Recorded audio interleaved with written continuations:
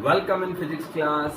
Today we will start atomic physics and today's topic is Bohr model and second postulate of Bohr model. According to second postulate of Bohr model, electron can revolve in that orbit for which angular momentum is integral multiple of h upon 2 pi.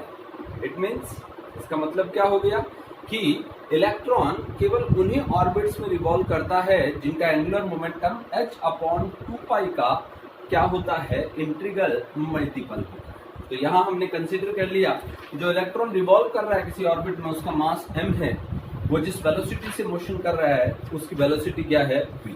तो angular momentum हमने पढ़ रखा है 11th class में, L is equal to क्या होता है, mvr, m mass, v velocity, r क्या है, रेडियस। तो इक्वेशन नंबर फर्स्ट मान ली।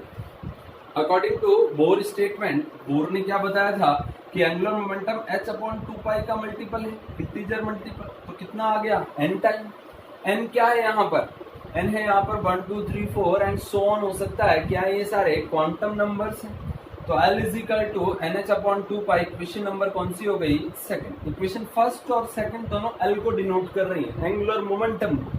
तो एंगुलर मोमेंटम को डिनोट करिए, दोनों को इक्वल करके लिख सकते हैं। इक्वेशन फर्स्ट और सेकंड को जब हमने इक्वल किया तो हमारे पास वैल्यू आ गई mvr is equal to NH upon 2 pi. ये हमारे पास क्या बन गया, Bohr second postulate, mvr is equal to NH upon 2 pi. यहां से एक कंक्लूजन और भी निकाल सकते हैं हम। देखिए, हमने हमारे पास mvr is equal to NH upon 2 pi था, हमने यहाँ mv को सेपरेट कर लिया, mv r को बाहर रख दिया, NH अपॉन 2 पाई बन गया। इस mv को मैं 2 पाई की जगह ले गया और 2 पाई को कहाँ ले आया, mv की जगह। तो 2 पाई r से मल्टीप्लाई हो गया, 2 पाई r बन गया और NH के नीचे क्या चला गया, mv। अब यहाँ देखिए फॉर्मूले डेवलप हो गए, mv mass into velocity, p क्या बनता है, मोमेंटम, और 2 पाई r को क्या बोलते हैं, सरकमफ्रेंस ऑफ ऑर्बिट। किससे डिनोट कर दिया, s से। तो हमारे पास जो 2 pi r is equal to NH upon mv यहां से बन गया था, इसमें 2 पाई r क्या बन गया, s, NH as it is आ गया, mv को क्या बोल दिया, p। यहां पर h बाई p एक फॉर्मूला और बन रहा है, h बाई p को लैम्डा वेवलेंथ कहते हैं, प्रीवियस चैप्टर में हमने पढ़ लिया ये। तो h बाई p को हमने लैम्डा मान लिया, तो s is equal to n into क्या बन गया, लैम्डा। यानी सरकमफ्रेंस जो है वो इंटीग्रल मल्टीपल होती है किसकी, वेवलेंथ की। So the circumference of an orbit is equal to integral multiple of wavelength of moving electron. Third postulate किसके बारे में बताता है, एनर्जी के बारे में। देखिए, हमने यहाँ पर ऑर्बिट कंसीडर कर लिए, दो ऑर्बिट है, एक n1 और एक कौन सा है, n2। n1 ऑर्बिट की energy E of n1, n2 orbit की एनर्जी E ऑफ n2। जो अंदर वाला ऑर्बिट है लोअर ऑर्बिट है और बाहर वाला ऑर्बिट है हायर ऑर्बिट है। तो ये सेम हमने दोनों डायग्राम लिए, तो प्रोसेस इसमें अलग अलग है। इस वाले डायग्राम में क्या दे रखा है कि जो इलेक्ट्रॉन है वो किसमें रिवॉल्व कर रहा है, En1 में, और वो किसमें जाना चाहता है, En2 एनर्जी वाले ऑर्बिट में। तो हमें इसको क्या देना पड़ेगा, फोटोन, क्योंकि इस ऑर्बिट में इसकी एनर्जी कम है। तो कम एनर्जी से ज्यादा एनर्जी वाले ऑर्बिट में जाएगा तो इसको हम एनर्जी देंगे, एनर्जी को एब्जॉर्ब करेगा। तो incident photon E is equal to h nu के, जब हमने इस पे इंसिडेंट कराए तो इसको एनर्जी मिली और ये हायर ऑर्बिट में चला गया। इस वाले में क्या प्रोसेस हो रहा है कि हायर ऑर्बिट में था En2 में, और इसमें हायर ऑर्बिट से किसमें चला गया, ये लोअर ऑर्बिट में। तो हायर में एनर्जी ज्यादा थी, लोअर में कम चाहिए इसे, तो बाकी एनर्जी को ये क्या कर देता है, रेडिएट कर देता है, इमिट हो जाते हैं फोटोन। उनकी एनर्जी क्या होती है, h इंटू न्यू। यानी एक फिक्स ऑर्बिट में जब इलेक्ट्रॉन रिवॉल्व कर रहा है तो एनर्जी न ही तो लेगा न देगा, न एब्जॉर्व करेगा न इमिट करेगा। लेकिन अगर एक फिक्स ऑर्बिट से दूसरी फिक्स ऑर्बिट में जाता है तो एनर्जी को या तो इमिट करता है या एब्जॉर्ब। देखिए, स्टेटमेंट हमने लिख रखा है, when electron makes transition from a lower orbit to higher orbit, lower orbit to higher orbit, it absorbs definite amount of energy, and when make transition from higher state to lower state, और जब higher state से lower state में जाता है, lower state the definite amount of energy is radiated। ये क्या करता है, इस कंडीशन में रेडिएट करता है। तो एनर्जी ऑफ n1 ऑर्बिट की कितनी है E of n1 and n2 orbit की क्या है E of n2। तो अमाउंट ऑफ एनर्जी जो एब्जॉर्ब हो गई या रेडिएटेड हो गई वो कितनी है डेली, और डेली किसके बराबर हो गया इन दोनों ऑर्बिट की एनर्जी के डिफरेंस की En2 माइनस En1। डेली को क्या बोलते हैं h इंटू न्यू यानी एनर्जी ऑफ फोटोन। तो यहाँ रख दी h nu is equal to En2 minus En1। ये क्या निकल गई बोर की थर्ड पॉसिबिलिटी। बोर मॉडल जो है वो सक्सेसफुली किसको एक्सप्लेन कर पाया था, हाइड्रोजन एटम को, हाइड्रोजन एटम के स्पेक्ट्रम को एक्सप्लेन कर पाया था। तो हाइड्रोजन एटम के बारे में देखते हैं। सबसे पहले हम जो इलेक्ट्रॉन किस ऑर्बिट में रिवॉल्व कर रहा है उस ऑर्बिट को देखते हैं। तो सबसे पहला टॉपिक आपका इसका है रेडियस ऑफ इलेक्ट्रॉन ऑर्बिट, यानी इलेक्ट्रॉन जिस ऑर्बिट में रिवॉल्व कर रहा है उसकी रेडियस क्या है। तो हमने कंसिडर कर लिया कि मास of electron is m small m and velocity in nth orbit is v of n, की जो वेलोसिटी है nth ऑर्बिट की वो कितनी है v of n, and radius is r of n। Radius r of n है, यानी r of nth radius में इलेक्ट्रॉन रिवॉल्व। यहाँ पर दो पोस्टुलेट काम आएंगे। बोर का फर्स्ट पोस्टुलेट बोलता है mv square upon r is equal to kze square upon r square.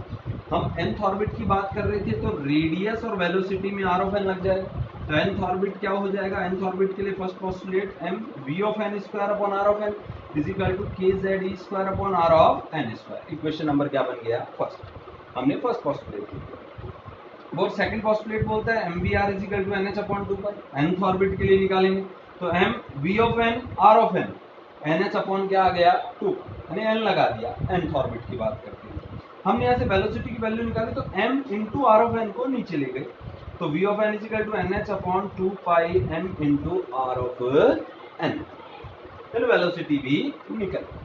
अब जो वेलोसिटी आई है वो मैं इस फर्स्ट ऑर्बिट के फॉर्मूले में जो अपन ने यहाँ पर फर्स्ट पोस्टुलेट का जो फॉर्मूला बना था उसमें रखूंगा v ऑफ n की जगह। इस v ऑफ n की जगह इक्वेशन फर्स्ट में वैल्यू रखी, यहाँ से m into r of n बाहर आ गया, v ऑफ n की जगह जो value I nh upon 2 pi m into r of n ये रख दिया, इसका स्क्वायर कर दिया इज इक्वल टू ये आ गया kze square upon r of n।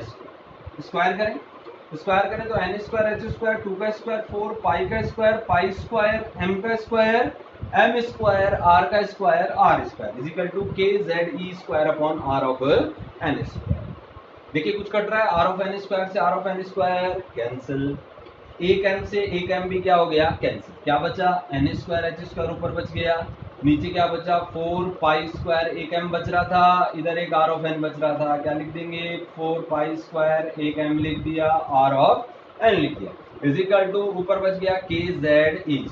अब हमें क्योंकि किसकी वैल्यू निकालनी है r ऑफ n की, तो r ऑफ n को सेपरेट करके ऊपर ले जाएंगे, kze स्क्वायर को नीचे ले आएंगे, r ऑफ n ऊपर ले गए, क्या बचा n square h square upon 4 पाई स्क्वायर m और वैल्यू आ गई kz इंटू e।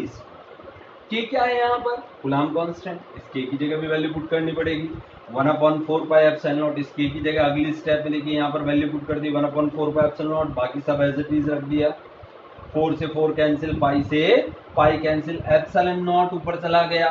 क्या फॉर्मूला बना रेडियस nth ऑर्बिट के लिए r of n is equal to epsilon naught n square h square, यहाँ क्या बचा पाई m z into a square. So what is the radius for nth orbit? R of n is equal to epsilon naught n square h square upon pi m z into a square. यहाँ पर एक चीज और देखिए epsilon not h pi m e ये सारे क्या हैं कांस्टेंट। अब कांस्टेंट है तो वैल्यू किस पर डिपेंड करेगी z पर और r ऑफ n पर। z जो है वो हाइड्रोजन के लिए 1 होता है, अगर हम हाइड्रोजन के लिए निकालना चाहते हैं तो r ऑफ n किसके साथ वेरी कर रहा है n के साथ और डायरेक्टली प्रोपोर्शनल है, यानी r of n is directly proportional to n square. For hydrogen atom n अगर हम ऑर्बिट माने तो 1 2 3 4 अलग अलग ऑर्बिट होता है, रेडियस निकाल लेते हैं इसकी r1 ratio r2 ratio r3, n की जगह 1 रखा 1 स्क्वायर, 2 रखा 2 स्क्वायर, 3 रखा 3 स्क्वायर, तो r1 r2 r3 किसके इक्वल होता है 1 रेशो 4 रेशो 9 के इक्वल। अब हम वापस जो हमने nth ऑर्बिट की रेडियस निकाली थी उसका फॉर्मूला लेते हैं r of n is equal to epsilon naught n square h square upon pi m z into a square. हम वैल्यू निकालते हैं इसकी कितनी निकलेगी, एप्सिलॉन नॉट की वैल्यू 8.85 कांस्टेंट की रख रहे हैं, देखिए अब सब एप्सिलॉन नॉट की 8.85 into 10 to power minus 12 n square as it is आ गया। H Planck constant 6.62 into 10 to power minus 34 square है तो स्क्वायर कर दिए। Pi 1.34, mass of electron 9.1, 10 to power minus 31, Z as it is आ गया। और ई की value charge on electron 1.6 10 to power minus 19 का होल स्क्वायर। सॉल्व करते हैं इसको 0.529 into n square Z as it is रह गया into 10 to power minus 10 metre आ रहा है। मीटर को अंगस्ट्रम में कन्वर्ट कर दिया, R of n is equal to 0.529 n square by Z angstrom आ गया। हाइड्रोजन की बात करते हैं तो z इज इक्वल टू 1 होता है, z is equal to 1 put कर दिया, R of n is equal to 0.529 n square angstrom. ये फॉर्मूला बन गया किसका, nth ऑर्बिट की रेडियस का हाइड्रोजन एटम। अब जिस ऑर्बिट की आपको रेडियस निकालनी है उसमें n की वैल्यू रख दीजिए। जैसे मैं फर्स्ट ऑर्बिट और फर्स्ट ऑर्बिट की बात करूं तो n इज इक्वल टू 1 रख दूंगा, तो n इज इक्वल टू 1 रखा तो r1 की वैल्यू आ गई 0.529 एंगस्ट्रॉम। न्यूमेरिकल्स में ये फॉर्मूला काम आता है, r of n is equal to 0.529 n square angstrom. और आगे टॉपिक्स के अंदर अगर कोई आपसे रेडियस पूछे तो ये फॉर्मूला काम आता है, r of n is equal to epsilon naught n square h square pi m z into a square. जो मेन फॉर्मूले बन रहे हैं उनको आप बॉक्स में बंद करना न भूलें, याद करने लायक चीज।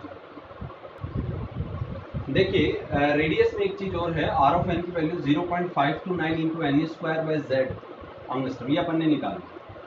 हमने पहली रेडियस क्या निकाली 0.529 एंगस्ट्रॉम होती है, तो यहाँ से ये वैल्यू किसकी बन गई R1 की। तो मैं क्या लिख सकता हूँ यहाँ से रिलेशन बना के, यहाँ पर r of n is equal to ये वैल्यू तो R1 की बन गई, यहाँ क्या आ गया एन स्क्वायर बाय जेड।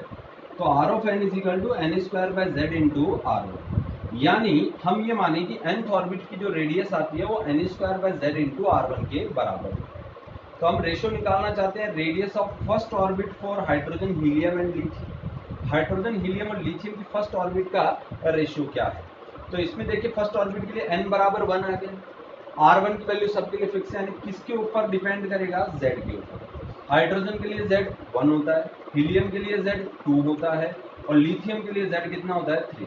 तो रेडियस का रेशियो क्या आ जाएगा फर्स्ट में, क्योंकि ये वैल्यू कांस्टेंट है एन स्क्वायर हो रहा है तो किस पे डिपेंड कर रहा है Z पर। तो हीलियम हाइड्रोजन के लिए Z is equal to 1, helium के लिए Z is equal to 2, lithium के लिए Z इज इक्वल टू 3, यानी कि रेडियस का रेशियो 1:1/2 1/3 के इक्विवेलेंट हो जाएगा। सेकंड टॉपिक है ऑर्बिटल स्पीड ऑफ इलेक्ट्रॉन, यानी इलेक्ट्रॉन जिस ऑर्बिट में रिवॉल्व करता है वो किस स्पीड से रिवॉल्व करेगा वो कैलकुलेट करते हैं। तो बोयर का फर्स्ट पोस्टुलेट ले लिया, mv²/r is equal to kze² r square. nth orbit के लिए निकाला, n लगा दिया, mv of n²/r of n is equal to kze²/r of n square. Second postulate की बात करते हैं, mvr is equal to nh/2π, v की जगह v ऑफ n, r की जगह r ऑफ n, nh/2π आ गया, सेकंड इक्वेशन बन गई। अब जो फर्स्ट और सेकंड पोस्टुलेट है यहाँ पर हमारे पास दो इक्वेशन में, उनको अपन को डिवाइड करना है। इक्वेशन फर्स्ट बाय सेकंड कर दिया हम, फर्स्ट बाय सेकंड डिवाइड कर दिया, क्या कैंसिल हो रहे हैं, m से m कैंसिल हो गया, v ऑफ n से एक v ऑफ n कैंसिल हो गया, क्या बचा ऊपर v of n, r of n से r ऑफ n मल्टीप्लाई हो, तो v of n upon r of n multiply पे r of n square is equal to kze² upon नीचे r ऑफ n स्क्वायर, 2π कहाँ चला गया ऊपर और nh आ गया नीचे, इसको सिंपल फॉर्म में यहाँ लिख दिया। r ऑफ n से r of n square cancel, क्या बचा v of n is equal to 2π आगे लिख दिया kze² अपॉन nh।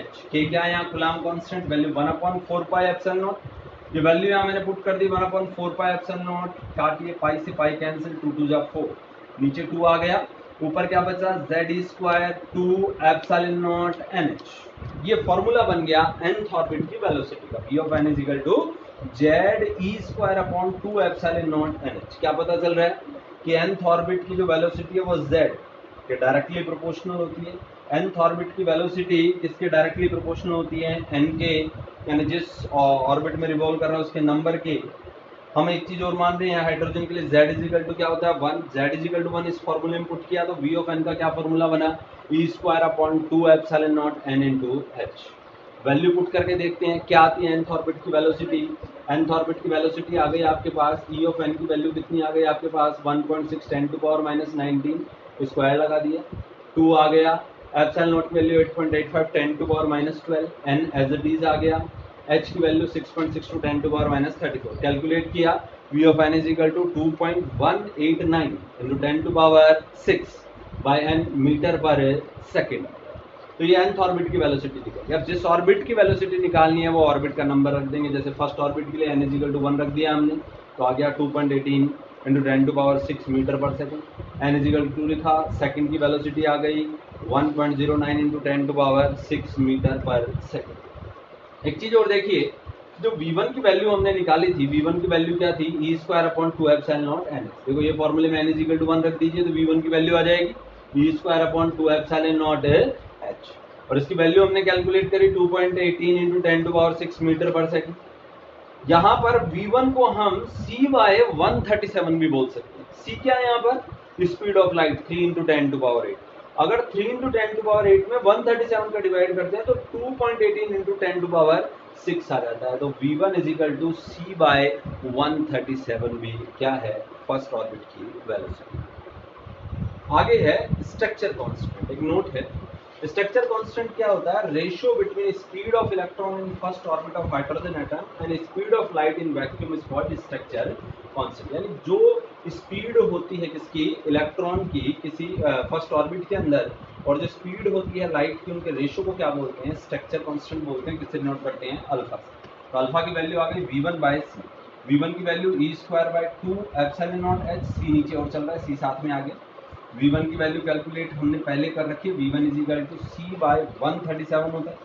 तो c को मैं नीचे ले जाऊं तो अल्फा बन जाएगा, alpha is equal to v1 by c, यानी 1 बाय 137 इसकी वैल्यू होती है। तो अल्फा की वैल्यू ये डिवाइड करने से 7.239 into 10 to power -3 structure constant.